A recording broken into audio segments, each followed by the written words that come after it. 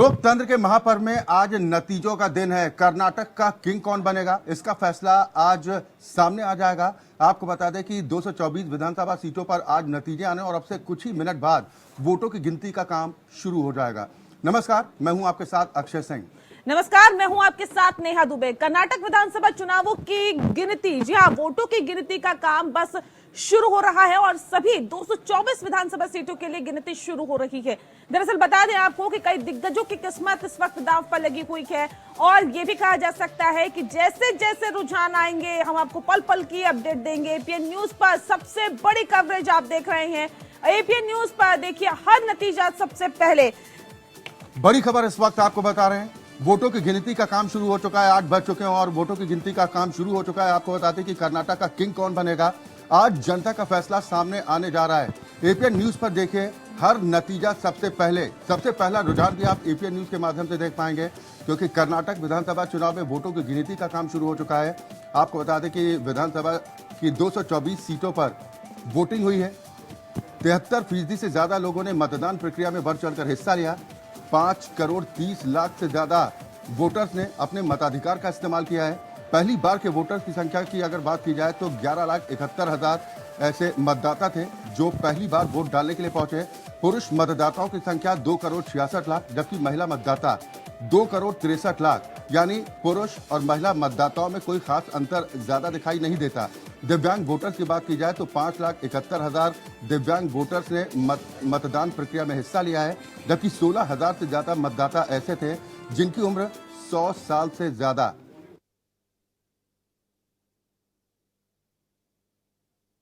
King कौन बनेगा, आज नतीजे सामने आ जाएंगे। वोटों की गिनती की प्रक्रिया 5 years of Karnataka in terms of development and stable government, and I am confident that Bharatiya Janata Party will have absolute majority and give a stable government where a new Karnataka with all development inclusive development will be possible. And I thank the people of Karnataka for voting very, very peacefully. Similarly, I appeal to all political parties that let the counting be peaceful, and everybody should take results in their own stride. Sir, your own minister. या तो राजनीतिक प्रतिक्रियाएं भी आनी शुरू हो चुकी हैं। अपनी अपनी जीत का दावा किया जा रहा है। हालांकि एग्जिट पोल्स की बात की जाए तो एग्जिट पोल्स कांग्रेस के पक्ष में ये चुनाव जाते बता रहे हैं। हालांकि आज जनता के मन में क्या था, इसका डिसीजन सामने आने जा रहा है।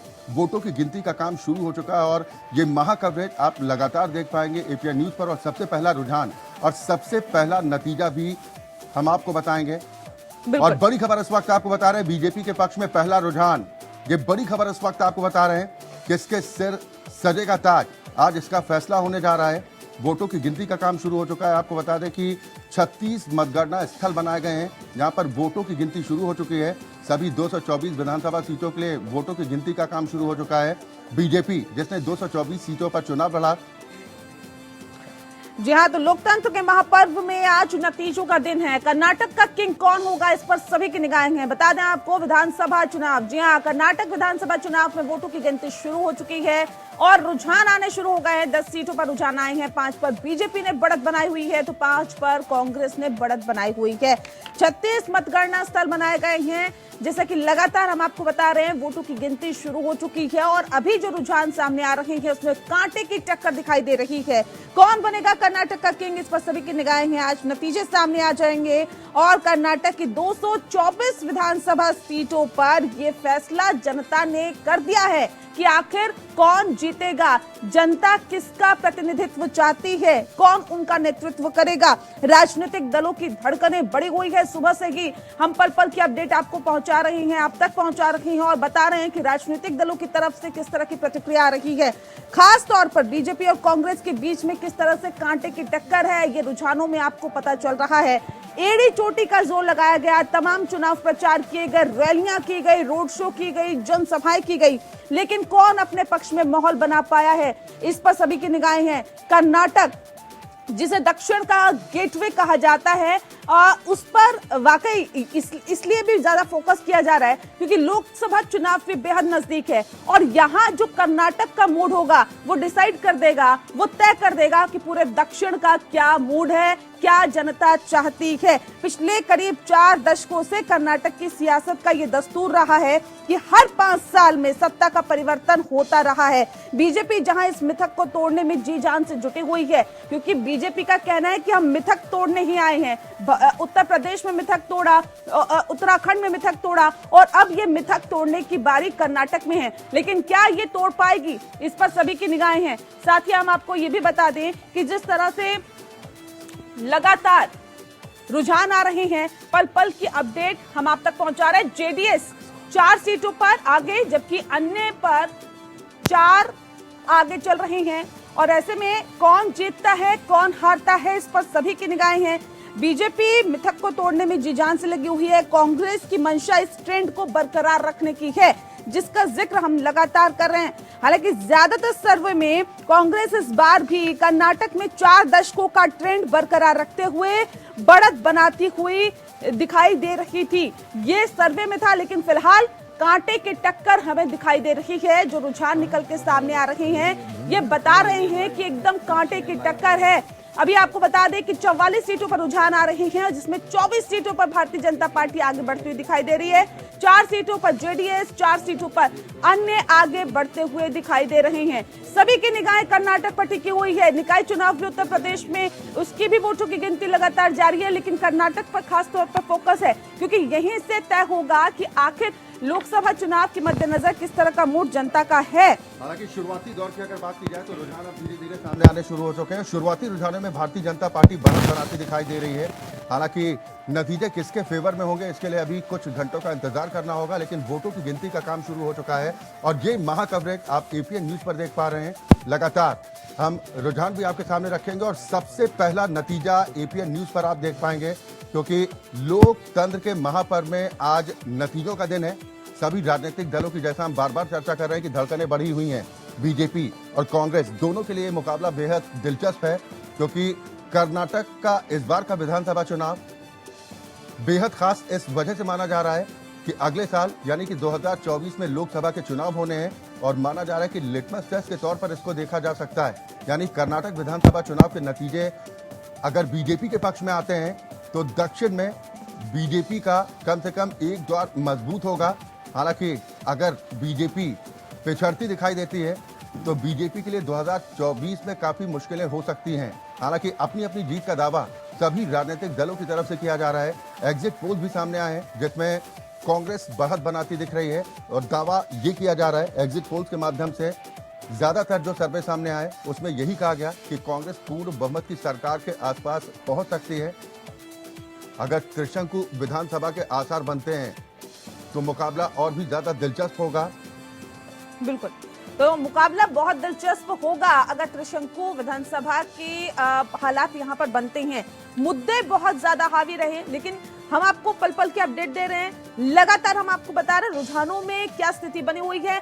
दरअसल रुझान ही नतीजों में तब्दील होते हैं, लेकिन फिलहाल रुझानों पर नजर है। 24 सीटों पर भारतीय जनता पार्टी आगे चल रही है, जबकि कांग्रेस 18 सीटों पर बढ़त बनाए हुए हैं। जेडीएस भी 4 सीटों पर आगे चल रही है। अन्य की अगर हम बात करें तो 4 सीटों पर आगे हैं। लेकिन फिलहाल चुनावी मुद्दों की भी हम बात कर ले, क्योंकि ये भी जानना, ये भी समझना हमारे लिए बहुत दिलचस्प है कि आखिर चुनावी मुद्दे कौन कौन से रहे जिन पर खास फोकस राजनीतिक दलों का रहा, या फिर उन मुद्दों को उठाया और भुनाया भी गया। दरअसल कांग्रेस ने भ्रष्टाचार के मुद्दे को उठाया। ये कहा कि भारतीय जनता पार्टी ने भ्रष्टाचार को ज्यादा तरजीह दी और उस पर बीजेपी बैकफुट पर रही। कांग्रेस का आरोप रहा कि मुंबई सरकार हर कॉन्ट्रैक्ट में लगभग 40% की कमीशन लेती थी।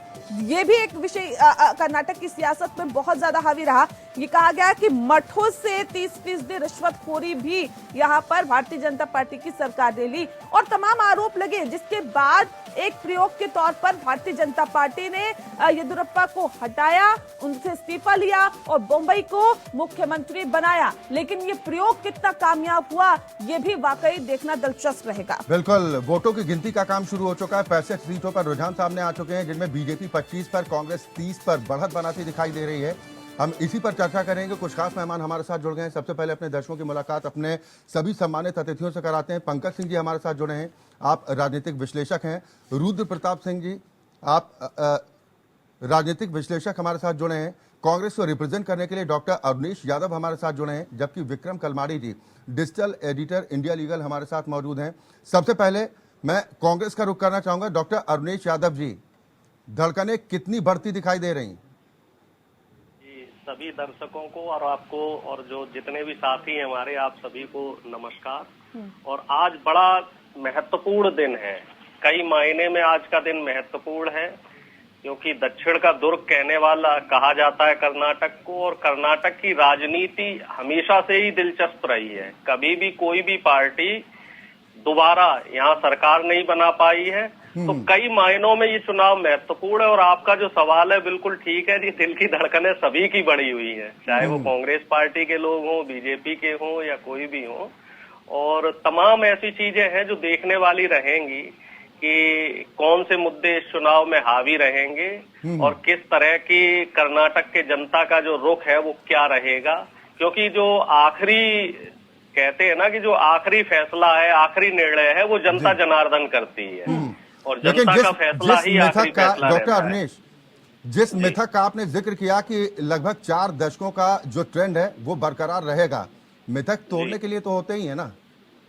बिल्कुल, मिथक हमेशा टूटने के लिए होते हैं और इतिहास में हमेशा नए कीर्तिमान स्थापित होते हैं।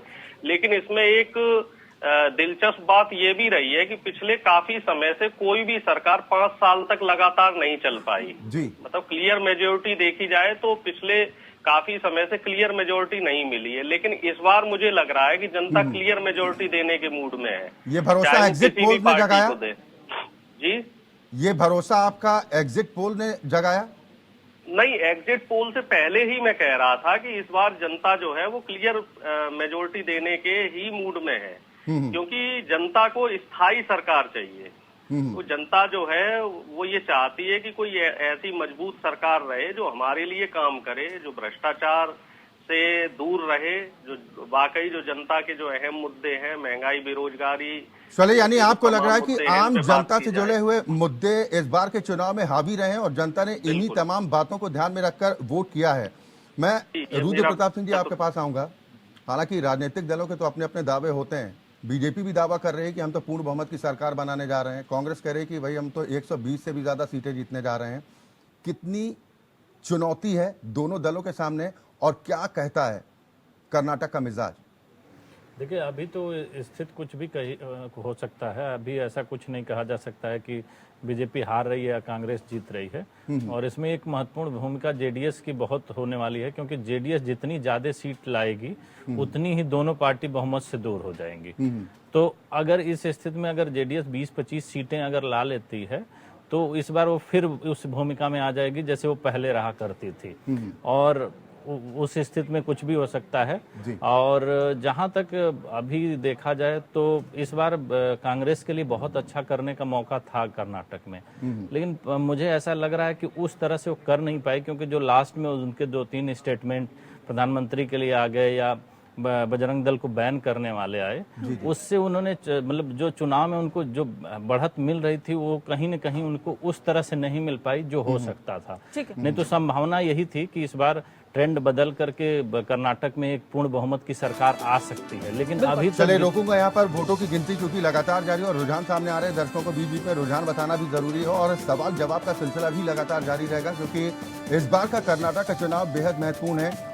50 सीटों पर बीजेपी बढ़त बना रही है तो कांग्रेस अब 44 पर आती दिखाई दे रही है। जेडीएस के हिस्से में 6 सीटों का रुझान अब तक सामने आया, जबकि अन्य रुझानों में 4 सीटों पर बढ़त बनाते दिख रही है। ये बड़ी खबर इस वक्त आपको बता रहे हैं। रुझान अब एक के बाद एक सामने आते जा रहे हैं और जैसे ही सबसे पहला नतीजा सामने आएगा वो भी हम आपको एपीएन न्यूज पर बताएंगे। 104 सीटों पर रुझान अब तक सामने आया, जिसमें बीजेपी 50 और कांग्रेस 44 पर, यानी अप एंड डाउन चल रहा है। कभी बीजेपी बढ़त बनाती दिखाई दे रही है तो कभी कांग्रेस। बिल्कुल, यहाँ तो कांटे की टक्कर कही जा सकती है अक्षय। जिस तरह से 50 और 44 बहुत अंतर नहीं है, रुझानों में भी हम देख रहे हैं और दरअसल जो रुझान है वही नतीजों में तब्दील होंगे। पंकज सिंह भी हमारे साथ जुड़े हुए, राजनीतिक विश्लेषक है। पंकज जी, सीधा रुख मैं आपका कर लेती हूँ। जिस बात का जिक्र अभी किया जा रहा था, रुद्र प्रताप जी कर रहे थे कि देखिए कांग्रेस जो है कि कुछ ऐसे बयान थे एंड वक्त पे जो जाहिर तौर पे कहा जा सकता है कि भारतीय जनता पार्टी को फायदा पहुंचा सकते हैं। क्या लगता है कि भारत जोड़ो यात्रा से एक माहौल जो तैयार किया था उसे डैमेज करने का काम लास्ट के बयानों ने किया? नमस्कार। भारत जोड़ो यात्रा की अगर बात की जाए तो मुझे नहीं लगता कि भारत जोड़ो यात्रा का इतना प्रभाव था। ग्राउंड पे हमने काम किया तो पिछले लगभग 1 साल से ट्रैक कर रहे हैं कर्नाटक को। तो पिछले 1 साल से कांग्रेस बहुमत में दिख रही थी साफ साफ। और भारत जोड़ो यात्रा में राहुल गांधी जी ने अच्छा काम किया बेशक, मगर ये जो चुनाव था ये राज्य के मुद्दों पे था। राज्य के मुद्दे, राज्य की लीडरशिप इसमें ज्यादा प्रभावी थी, ना कि राहुल गांधी जी। भाजपा का सबसे बड़ा प्लस पॉइंट इसमें था नरेंद्र मोदी, और कांग्रेस का सबसे बड़ा प्लस पॉइंट इसमें था राज्य की लीडरशिप। राज्य की लीडरशिप सिद्धरामैया हो, डीके शिव कुमार हो, वो कहीं ना कहीं भाजपा की लीडरशिप से ज्यादा प्रभावी थी। येदियुरप्पा को बीजेपी ने साइडलाइन किया और डीके शिव कुमार और सिद्धरामैया ये कांग्रेस को लेके आगे बढ़े। इनमें आपसी कलह थी, मगर इन्होंने चुनाव के टाइम पे उस कलह को दूर रखा और इन्होंने साथ मिलकर जो चुनाव लड़ा है ये कांग्रेस को निश्चित रूप से प्रभावी होगा। मैं विक्रम कलपाड़ी साहब आपके पास आऊंगा, क्योंकि देखिए अभी तो आकलन सभी कर रहे हैं कि क्या स्थिति बन सकती है, कौन से ऐसे मुद्दे थे जो हावी हो सकते हैं, जो जनता के मन को भाए होंगे, जिसके आधार पर जनता मतदान केंद्रों तक पहुंची और अपने मताधिकार का इस्तेमाल किया। कितनी बड़ी परीक्षा आप बीजेपी के लिए देख रहे हैं और साथ ही कांग्रेस के लिए, क्योंकि कांग्रेस के लिए जितना ये महत्वपूर्ण चुनाव है बीजेपी के लिए भी है, क्योंकि 2024 में अगर कर्नाटक चुनाव बीजेपी के पक्ष में नहीं जाता तो इसका असर दूसरे राज्यों पर भी पड़ सकता है। और अगर कांग्रेस की बात की जाए तो जैसा अभी नेहा ने भारत जोड़ो यात्रा का जिक्र किया कि जिसके माध्यम से कहीं ना कहीं राहुल गांधी को आगे बढ़ाने की कोशिश की गई, हालांकि अभी स्थितियां कुछ प्रतिकूल हैं राहुल गांधी को लेकर, लेकिन कांग्रेस के लिए भी ये चुनाव कितना महत्वपूर्ण आपको लग रहा है? देखिए, बीजेपी अगर ये इलेक्शन जीत पाई तो बहुत बड़ी चीज़ है उसके लिए, पर जो नेशनल इश्यूज पे जो बोला जा रहा है कि प्राइम मिनिस्टर मोदी जी हैं, उनके कैंपेन से चेंज हुआ है, वो ठीक है, पर जो करप्शन का इशू है वहाँ पे बहुत ज़्यादा है। और कॉन्ट्रैक्टर्स ने सुसाइड किया था, पीडब्ल्यूडी मिनिस्टर ईश्वरप्पा ने रिज़ाइन किया था, ये लोग भूले नहीं हैं। और बेंगलोर सिटी में जो जितना इंफ्रास्ट्रक्चर का प्रॉब्लम था है अभी भी, और जो रामनगर फ्लाईओवर जो अभी बिल्ड नया फ्लाईओवर था और उसमें पानी घुस गई थी जो बारिश में, तो ये सब सोशल मीडिया में कांग्रेस ने पॉपुलराइज किया है। और ऐसा एंटी इनकम्पेंसी बीजेपी को कहीं नहीं दिखी अभी तक ऑल ओवर इंडिया। मुझे तो लगता है कि अगर बीजेपी हारेगी it will be a lesson for the party for 2024। पर सेमीफाइनल तो मैं मध्य प्रदेश और राजस्थान छत्तीसगढ़ को मानता हूँ। देखिए, हर बार के चुनाव में यही कहा जाता है कि इसको लिटमस टेस्ट के तौर पर कभी कहा जाता है और कभी कहा जाता है कि इसका लोकसभा चुनाव में असर पड़ेगा। हालांकि विधानसभा चुनाव और लोकसभा चुनाव में अंतर होता है, जैसा कि अभी चर्चा में इस बात का जिक्र भी आया, लेकिन अब ज्यादा वक्त बचा नहीं है। कर्नाटक की जीत कितना बूस्ट करती दिखाई दे सकती है अगर कोई भी दल जीतता है, चाहे वो बीजेपी हो या कांग्रेस? देखिए, कांग्रेस अगर जीत भी लिया तो how it will change its position nationally वो दूसरी बात है, क्योंकि पार्टी तो और कहीं इतनी मजबूत नहीं है केरला छोड़ के। तो कहाँ पे ये इतना टफ कॉन्टेस्ट दे पाएगी जैसे कर्नाटक में अभी दी जा रही है, वो देखने वाली चीज़ है। पार्टी वर्कर्स नहीं है कांग्रेस के पास, उनके पास उतने पैसे भी नहीं है कि वो स्पेंड करें। तो कांग्रेस के लिए मोरल बूस्टर बोल सकते हैं, पर फर्क तो 2024 पे कम से कम विपक्षी दलों पर एक दबाव तो बनाने में कामयाब हो जाएंगे। प्रेशर लीड तो हमें ही करना है अगर कोई महागठबंधन बनता है। महागठबंधन अभी बन नहीं रहा, दैट इज द प्रॉब्लम।